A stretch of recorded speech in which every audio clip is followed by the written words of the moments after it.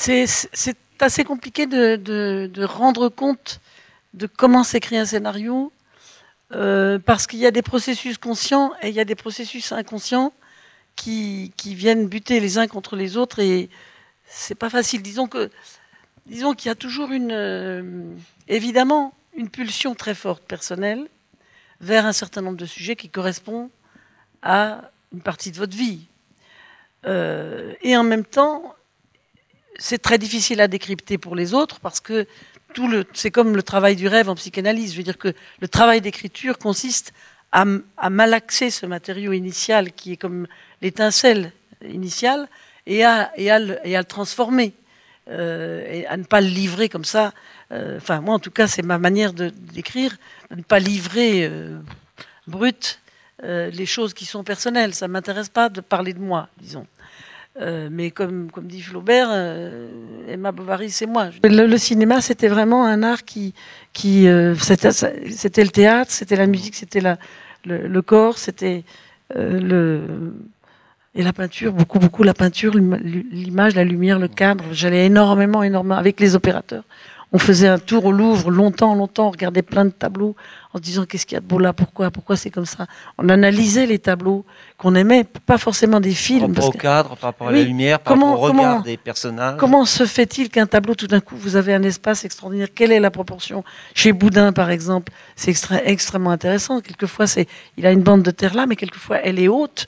Il y a peu de ciel et c'est quand même un espace. On sait tous ces rapports dans l'image, toutes les questions de perspective aussi, et de lumière. Tout ça, on l'apprend dans la peinture, mais chez les grands. Je vais peut-être vous décevoir, mais il n'y a vraiment qu'une seule personne qui m'a donné envie de faire du cinéma, c'est Chaplin. Aussi pour son esthétique. Pas seulement pour ce qu'il a dit ou sa virtuosité d'acteur, et le contenu aussi de ce qu'il a dit, mais beaucoup pour son esthétique. Je pense qu'on n'a pas assez souligné quel cadreur et quel génial fabricant d'images c'était. Vous dites à un acteur, vous leur donnez l'intonation, ça réveille rien chez eux. Donc il faut changer, il faut se remettre en question là. Il faut se dire, oui, il faut trouver la clé qui va.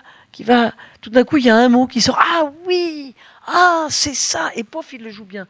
Vous n'êtes même pas conscient que vous avez dit ce mot-là. C'est très fort, savoir ce qu'on veut, mais rester modeste vis-à-vis de l'acteur, parce qu'il est aussi dans une souffrance. Il expose tout, il donne tout. Il est sans arrêt dans la peur de l'échec, il est tout le temps jugé, et puis c'est pas son instrument qui est jugé, c'est lui qui est jugé, quoi. Il n'a pas d'intermédiaire, il n'y a pas d'intermédiaire entre lui et le jugement qu'on a sur lui. C'est un métier douloureux, un métier d'acteur. Donc c'est vrai que à la fois on essaye de tirer tout ce qu'on peut de meilleur d'eux, mais toujours dans le respect aussi de leur souffrance parfois. Ouais. Moi je dirais que quand on est vraiment animé profondément par une passion et on est prêt à manger un peu de vache enragée pendant un certain temps pour le faire, il n'y a pas moyen qu'on n'y arrive pas. Parce qu'on a besoin de gens dans le cinéma, on a besoin de gens passionnés. J'étais aussi dans une époque, maintenant je pense que je ferai autrement maintenant pour le prochain film que je vais tourner. J'étais aussi encore un peu issue de cette idéologie de la nouvelle vague où on disait il n'y a rien de plus beau que le son naturel, que le direct, que les bruits vraiment. Alors on rajoutait des tas de bruits. Alors on est arrivé maintenant à avoir en mixage, on a 70 bandes. Si j'avais pas une formation musicale pointue, il y a des fois j'entends des trucs que d'autres n'entendent pas parce que je sais dissocier des voix dans un chœur par exemple.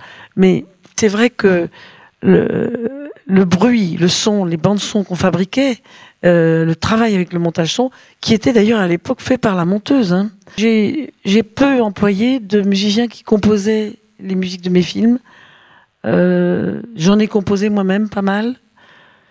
Et puis j'en ai utilisé beaucoup. Mais la musique, c'est pas tout le son. Là, on a vraiment délibérément choisi de tourner en numérique pour le cinéma. Et on n'était même pas en HD. On était en mini DV, quoi. On avait des toutes petites bécanes, et dont une un peu plus grosse, mais qui était vraiment absolument rudimentaire par rapport à parce qu'après les progrès ont été extrêmement rapides. Et moi, je voulais absolument ce mode de tournage pour ce film, Parce que je savais que ça changerait complètement l'écriture même du film. C'est-à-dire que à partir du moment où on est passé en numérique, moi après j'ai plus jamais tourné en 35. Hein. Il y a encore des nostalgiques, il y a encore dans les écoles de cinéma aussi des gens qui pensent que ça fait plus sérieux de tourner en 35. Ils vont s'y coltiner, hein, très bien. Mais le numérique, ça change d'abord complètement le rapport à l'acteur. C'est complètement un autre rapport. C'est-à-dire que on peut filmer tout le work in progress. Il y a quand même sur le plateau une autre énergie qui arrive et là, il peut se passer des choses magnifiques dans les premières prises, puis avec un creux, puis ça repart. C'est aussi un processus vivant, donc complexe. En 35, on était complètement ligoté par la courbe, ce qu'on appelle la courbe de pellicule.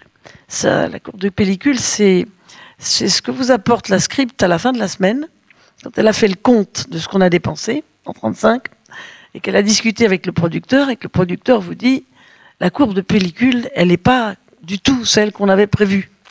Donc il va falloir, Colline, que tu diminues ta courbe de pellicule, c'est-à-dire que tu tournes moins de pellicules. Il faut qu'on soit d'accord avec le producteur, il ne faut pas qu'on soit contre le producteur, ça ne marche pas.